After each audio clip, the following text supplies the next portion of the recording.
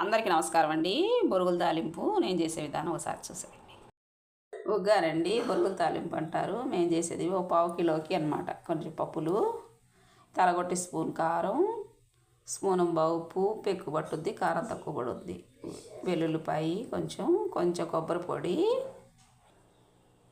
2 tomato అండి, 2 పచ్చిమిర్చి, కొత్తిమీర కొంచెం, 2 ఉల్లిపాయలు, ఈ సైజు 2 ఉల్లిపాయలు అనమాట. కొంచెం కరివేపాకు, పోపు వేసుకుందాం. ఇదండి 3 స్పూన్ల నూనె వేసాను. కొంచెం పల్లీలు వేయించుకుంటున్నాము.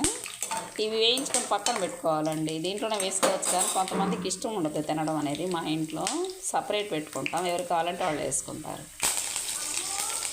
ఇదండి కరివేపాకు వేసాను, పోపు వేసుకుందాం. ఉల్లిపాయలు కూడా ఎప్పుడూ వేసుకుందాం, ఒకేసారి వేగుతాయండి.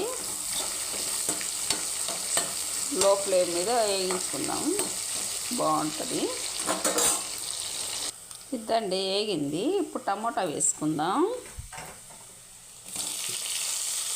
టమోటా కొంచెం మగ్గనిచ్చుకుందాం. ఇదండి దీన్ని కొంచెం నిమ్మరసం వేసాను. స్టార్టింగే వేయాలన్నమాట. నిమ్మరసం వేసుకొని ఇలా కలుపుకోవాలి.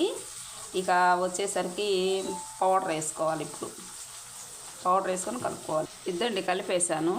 కొంచెం తీసానండి, ఇదిగోండి కొంచెం తీసాను. పిల్లలు ఉంటారు కదా, కారం అంటారని కొంచెం తీసాను. ఇదండి కాస్త పసుపు వేసాను.